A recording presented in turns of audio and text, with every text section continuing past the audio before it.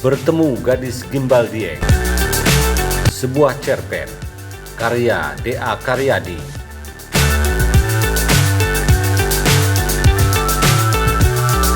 Selamat malam Bapak Ibu.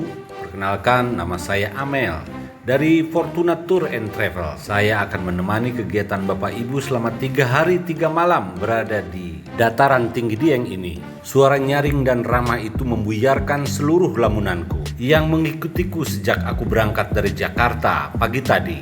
Entah kenapa bayangan tentang dia yang telah dengan tanpa perasaan memutuskan hubungan yang telah sekian lama kami jalin begitu mengganggu perasaan. Kami berangkat pagi hari dari Jakarta untuk berwisata ke kawasan dataran tinggi Dieng, Kabupaten Wonosobo, untuk sekalian bertemu teman-teman sekantor yang berdinas di Wonogiri.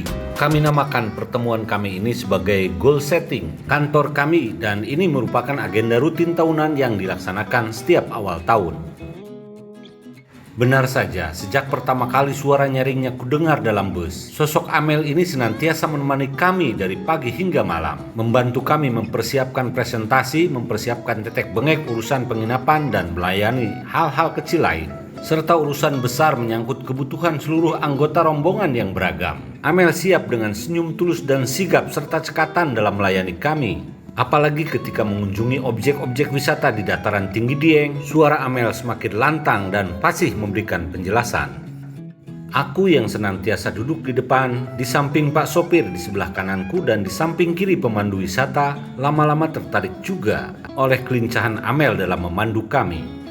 Suaranya yang lantang dan tegas serta pembawaannya yang tidak sok tahu dan sangat menghargai orang telah membuatku terpikat. Tentu saja kami pun, aku dan Amel, menjadi sangat akrab serta banyak terlibat dalam urusan berbagai hal mengenai objek wisata yang kami kunjungi.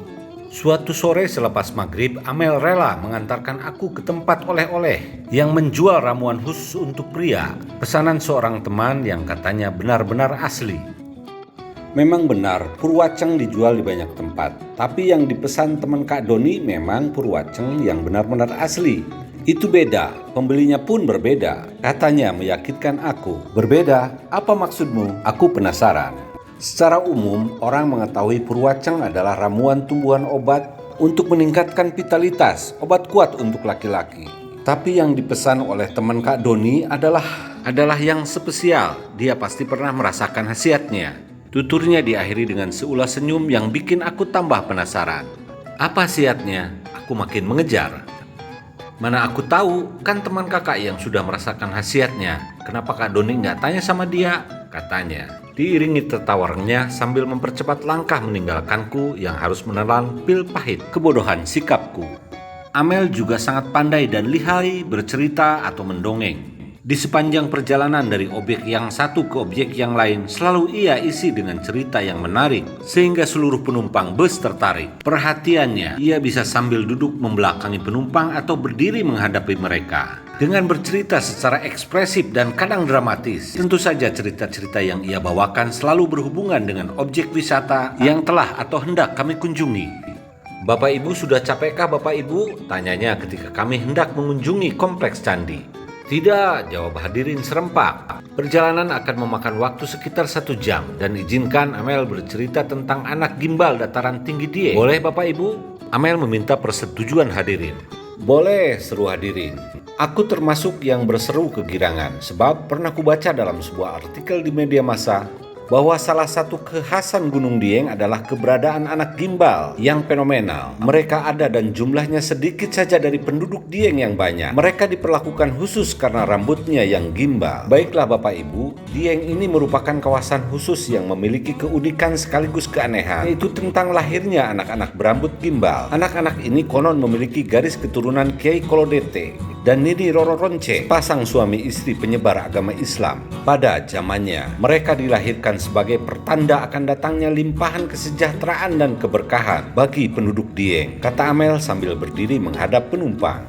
Aku yang pada dasarnya menyukai cerita-cerita seperti itu langsung tertarik dan memusatkan perhatian. Selain itu, dengan adanya Amel bercerita, maka ada kesempatan bagiku untuk memperhatikannya dalam-dalam, dan diam-diam aku mengagumi kecantikan dan kelincahan serta keramahannya. Entah kenapa, sejak pertama kali Amel menyapa kami dalam bus kemarin, Ada semacam ribuan pesona yang ia tebarkan dan salah satunya menancap ke dalam dadaku. Sekarang pesona itu semakin nyata di hadapanku. Perhatikan seluruh gerak badannya, cengkok medok bahasa Jawanya yang khas, lekuk-liku tubuhnya ketika mendramatisir cerita, serta sorot matanya yang tajam kepada semua orang.